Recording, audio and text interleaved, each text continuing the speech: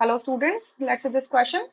The question says using the Gibbs energy change, delta G naught is equals to plus 63.3 kilojoule for the following reaction.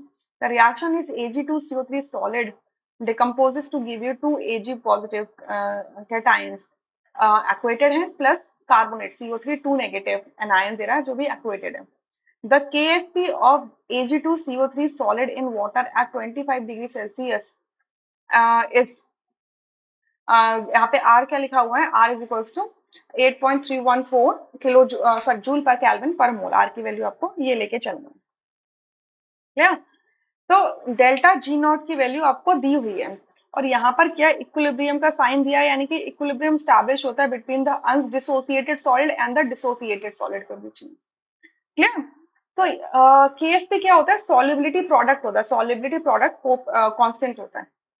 सो अगर हम इसको simple तरीके से लिखें, मैं अगर आपको केएसपी लिख के दिखाऊं तो केएसपी क्या होगा इस रिएक्शन के लिए, it's an equilibrium constant.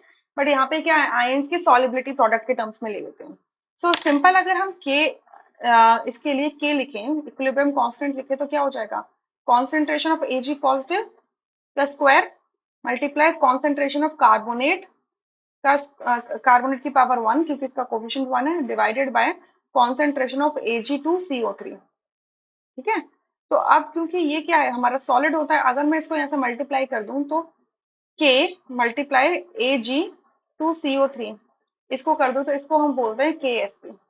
It is equals to Ag positive का स्क्वायर एंड CO3 2 नेगेटिव, ये होता है. तो KSP बेसिकली Ag पॉजिटिव मतलब जो आपके कैटायन और एनायंस होते हैं उनकी कॉन्सेंट्रेशन का जब प्रोडक्ट लेते हैं each term raised to the power stoichiometric coefficient तो उसको हम केएसपी बोल देते हैं. ठीक है. It's an equilibrium constant.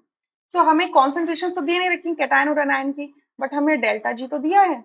So delta G क्या होता है, डेल्टा जी नॉट क्या होता है आपका minus R T l n K होता है.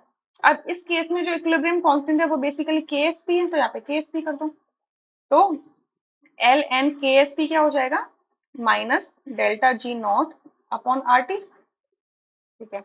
डेल्टा जी की वैल्यू कितनी है, माइनस किलो जूल्स में दे रखी है तो ये जाएगी 63300 जूल.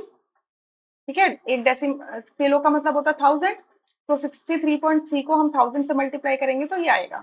और आर की वैल्यू कितनी है 8.314 जूल पर केल्विन पर मोल, और टी की वैल्यू हमें कितनी दी है 25 डिग्री सेल्सियस यानी कि 298 केल्विन. 25 में 273 ऐड कर दो 298 आ जाएगा. तो अब इसे हम करेंगे solve. So it is going to B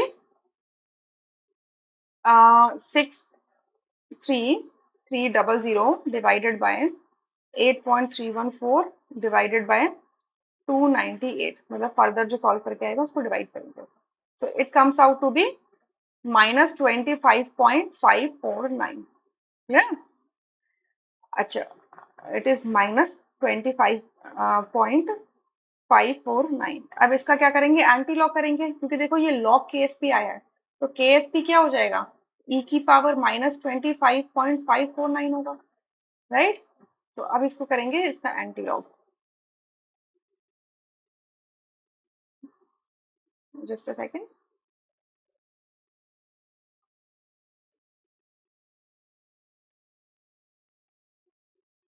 so it is 8.02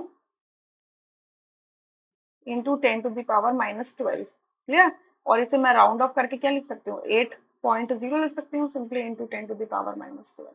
सो आपका केएसपी कितना आएगा 8.0 into 10 to the power minus 12. So आपका सेकेंड ऑप्शन करेक्ट होगा, rest option would be incorrect. I hope you understood this question really very well. इसका reference ले लेते हैं 11th class की एनसीईआरटी खोलिए, पेज नंबर 228 फर्स्ट पार्ट. वहां पे चेक करेंगे तो आपको केएसपी की इंफॉर्मेशन सारी मिल जाएगी. आई hope you understood. Thank you.